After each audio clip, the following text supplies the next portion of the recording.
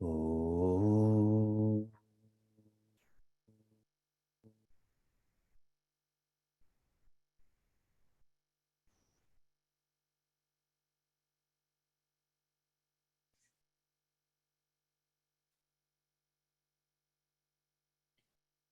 Oh.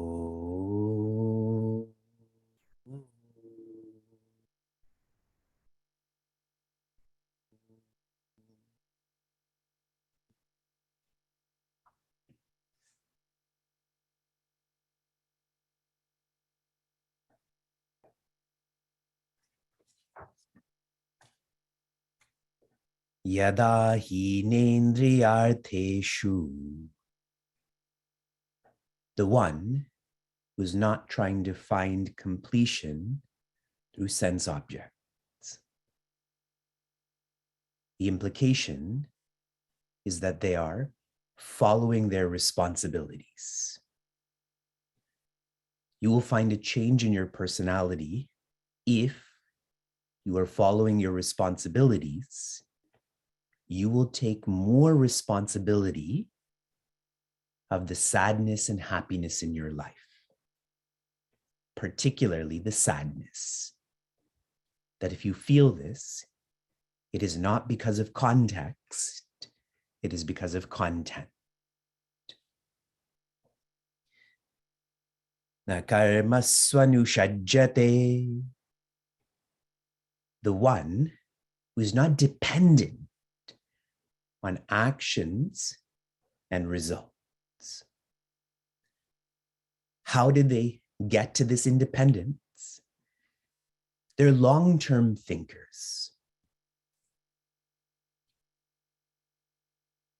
Karma yoga is to purify, particularly to purify the mind. I shared gauges with you like being more balanced, being more focused. This then connects me to a further means, which is jnana yoga. It is not to purify the mind, rather to know vastness. That is the activity, the field for the intellect. And this leads us further down the means, and this is the final means, dhyana yoga. That is to be. Not to know vastness, but to be vastness. There is a difference. And that will come out strongly in the verse we're about to cover. Sarva sankalpa sannyasi. The one who has transcended all thoughts. First negative thoughts, then even positive thoughts. Sarva does not qualify only negative or only positive, rather all. For many of you who are in our Vedanta and Bhagavata course, the 11th skanda, the one we begin tomorrow, highlights this in a very extreme way. A simple practice to tune into this third quarter, japa. Meaningful repetition. Yoga rudastadocchate. In verse 3, the term that is used is arurukshu. The one who wants to mount their mind. The one who's aspiring to do this is a yogi. And they're facilitating this by karma yoga.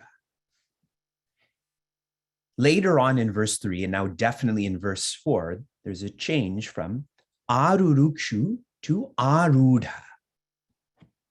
Not the one who's aspiring to mount the mind, rather the one who has mounted the mind. They're no longer a yogi, they're a sannyasi. They're on top of their mind. They've transcended their mind. And so, what are they ready for? In verse 3, Shama. Shama in the context of Bhagavad Gita means dhyana. They're ready for not knowing vastness, rather being vastness. Please share with me who's holding you back from being vastness. My children.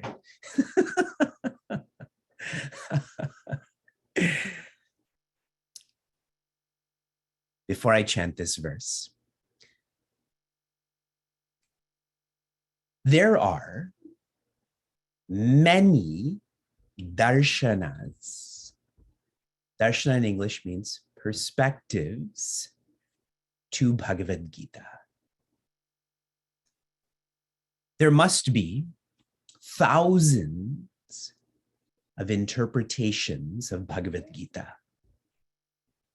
There must be millions of interpreters, me being one of them. Three main darshanas or perspectives when approaching Bhagavad Gita are known as Dvaita, Vishishta Dvaita, and Advaita. I'm going to share this in a simple way because our tuning in is to the last. I'm only sharing this with you so you can understand and appreciate how important the verse we're about to approach is. Dvaita is the perspective that I and God are separate and always will be. Vishishta Advaita is I am a part, God is the whole, and always will be. Advaita, this is the darshana of Pujya Swami Chinmayananda, of what I have been oriented to and am navigating you through, is I am God. For those who are joining us for the first time, so are you. I'm not just stating I, Vivek, is God. I is all of us are God. With careful thought, you see there's less and less and less separation. I and God are separate. It's like this. I am a part, God is a whole, is like this. I am God, there is no separation. Advaita is synonymous with infinity. This verse is known as the Sarva Sangraha. Sarva means all. All interpretations, all interpreters, the specific three darshanas that I referenced, all agree to the meaning of this verse. There is no distinction. For many, this is the shloka of Gita. Capital T-H-E.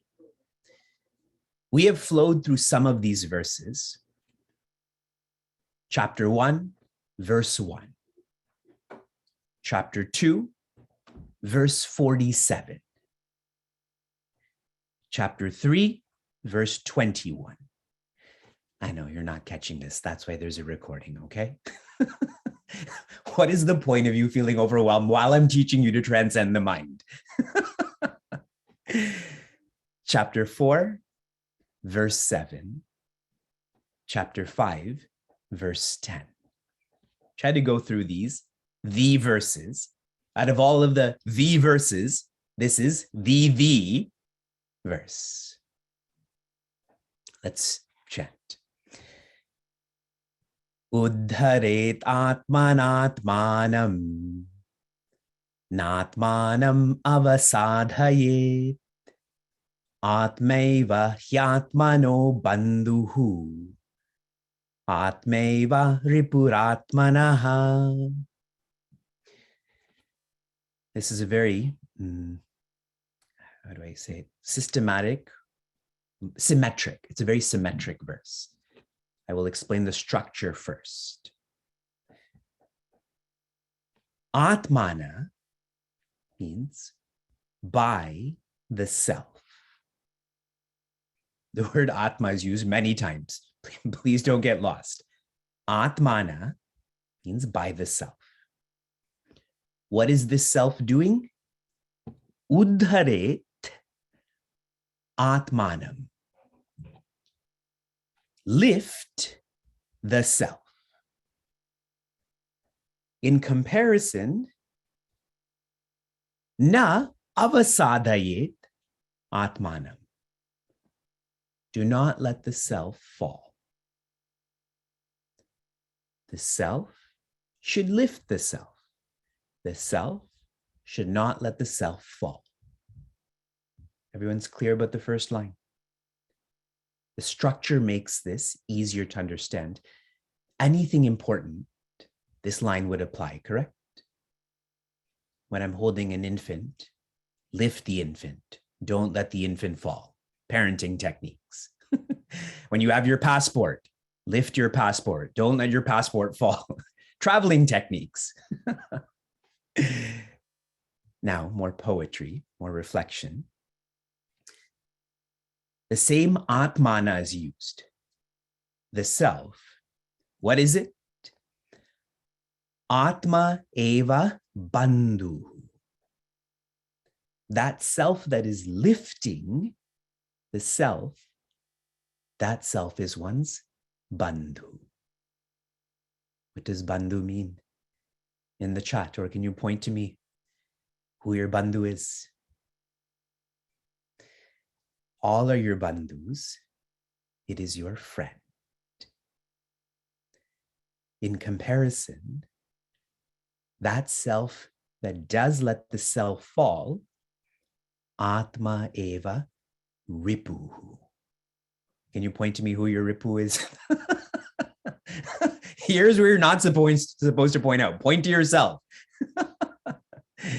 That self is an enemy. How beautifully connected all of these verses are.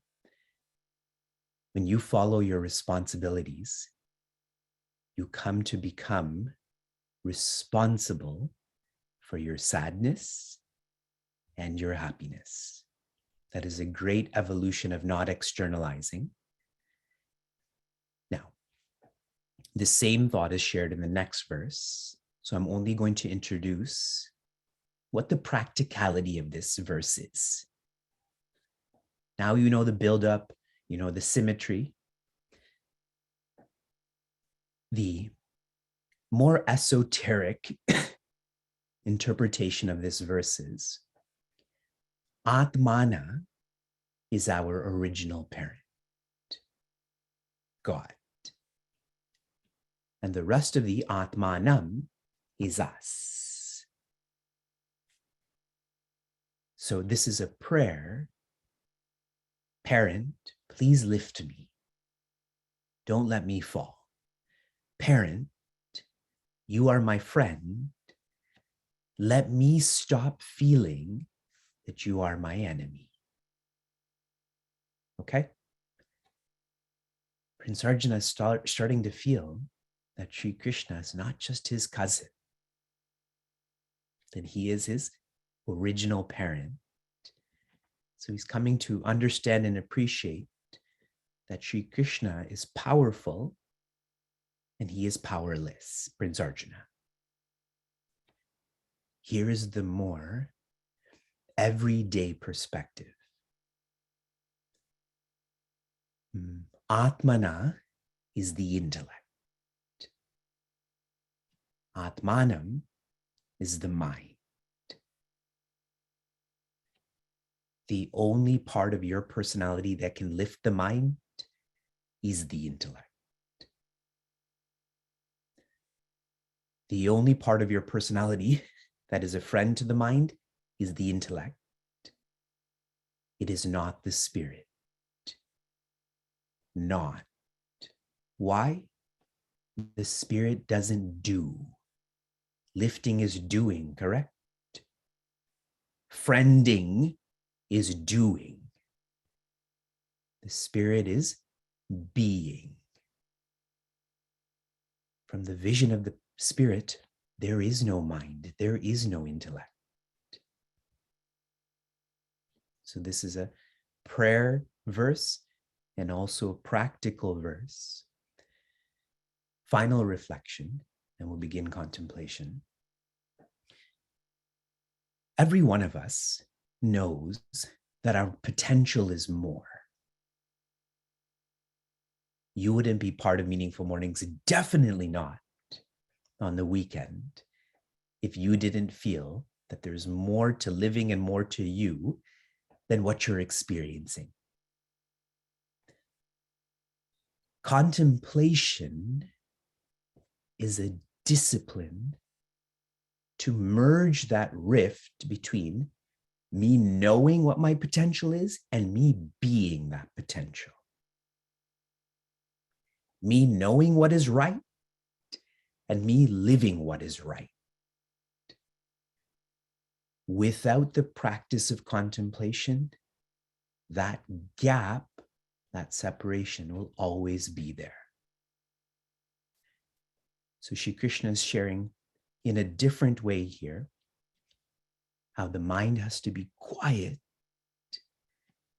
the intellect has to be clear, and contemplation is that surgery for them to become integrated. Only when these equipments unite can they fight the ego. Visualize this, that only with the uniting of the EU is there any sense of support for Ukraine. Yes?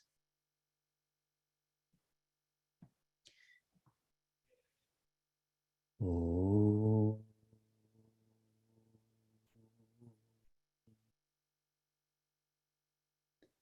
Shanti, Shanti, Shanti. Oh.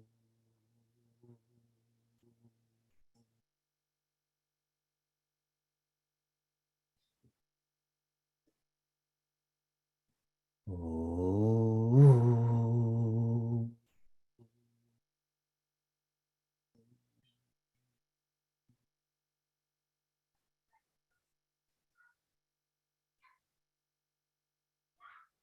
Oh.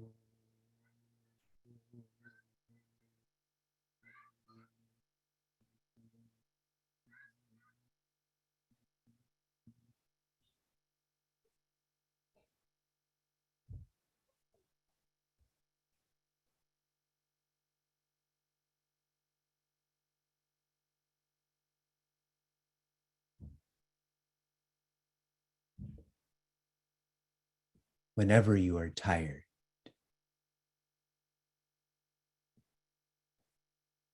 frustrated,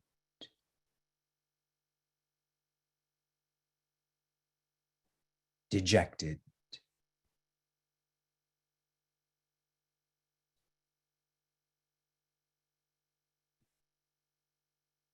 why don't you accept this?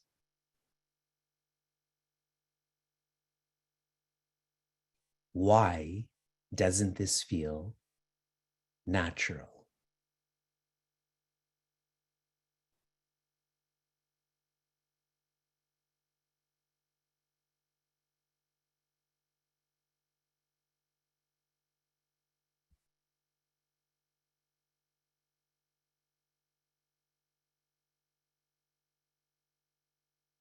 Because deep in your outer world,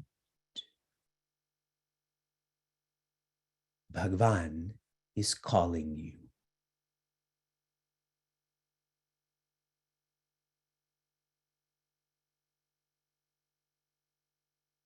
calling you to be closer to her,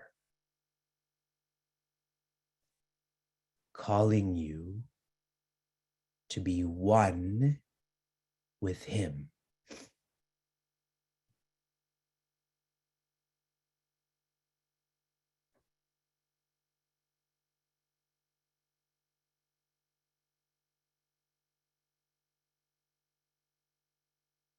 This would mean you have to transcend physical tiredness, mental frustration, intellectual dejection.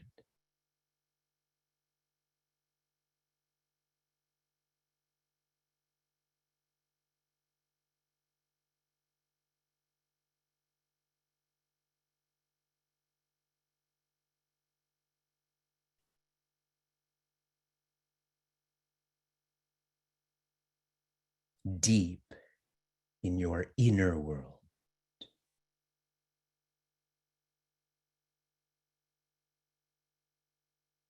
you know, you feel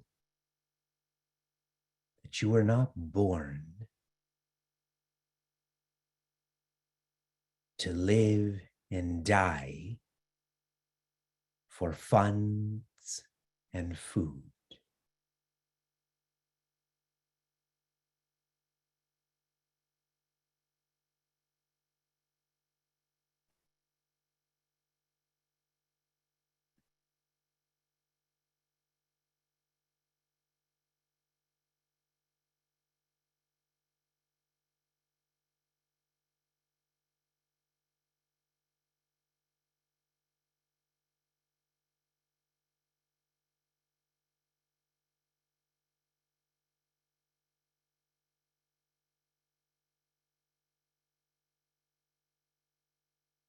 With so much to do and think about,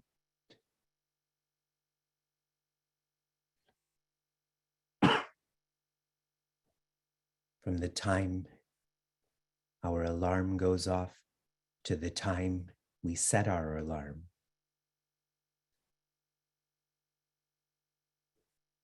we offer no investment in becoming closer to our parent,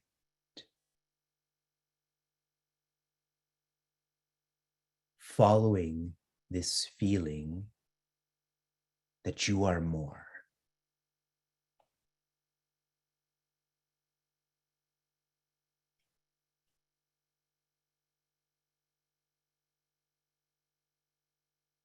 When you reflect upon this all day,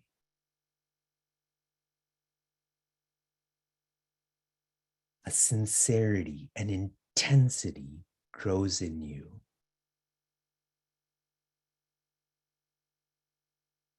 To address this duality, disintegration.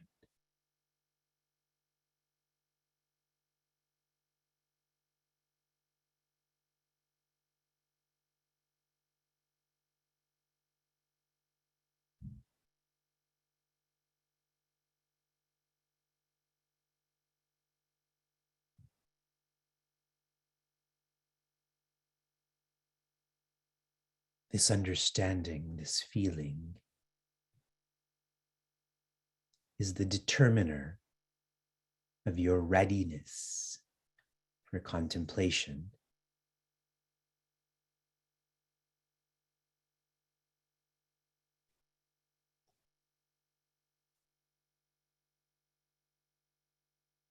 Contemplation is changing one's identity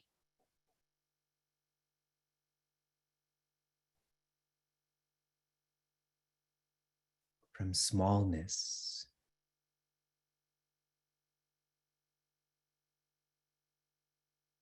to being bigger,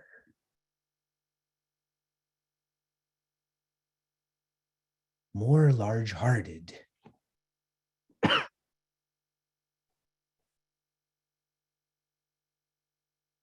more dynamic,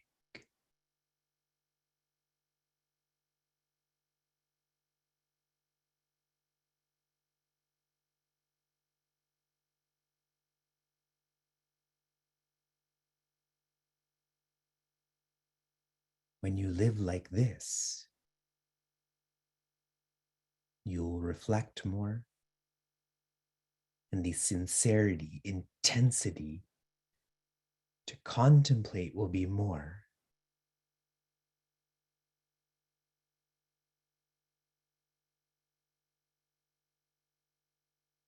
Where you change your identity from being bigger to bigness.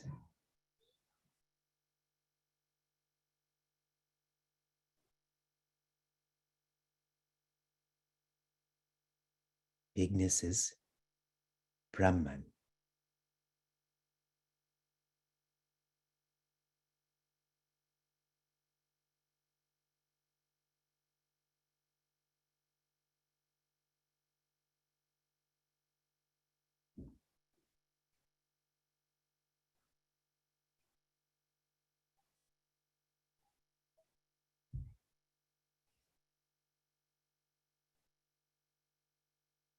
Contemplation is not a sadhana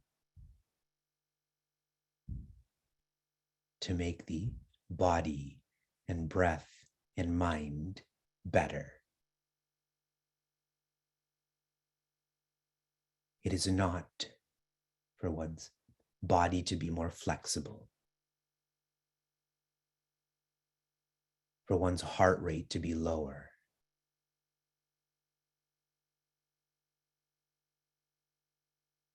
for one's mind to be soothed.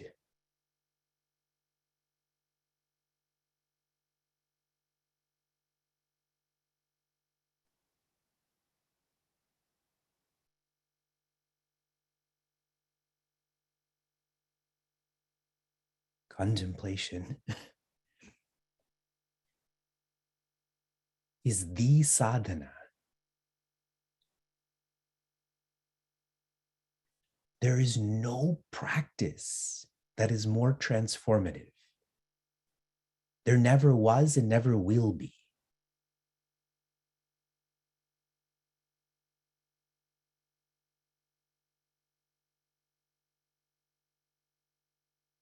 To change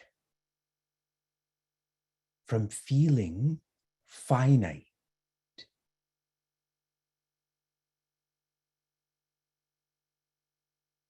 transcending body, breath, mind.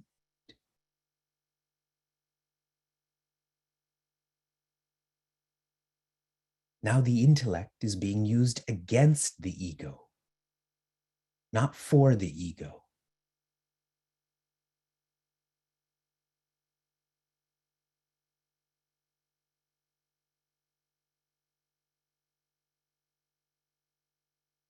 To rediscover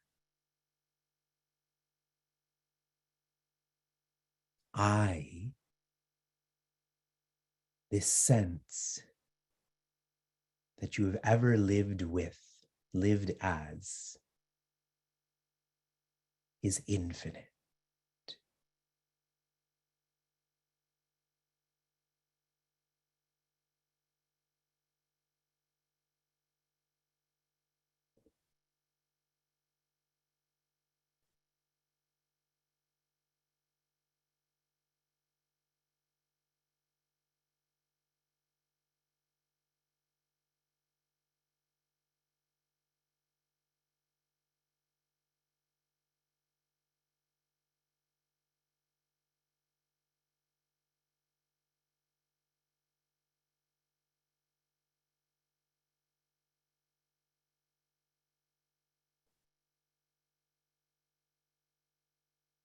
Shanti, Shanti, Shanti.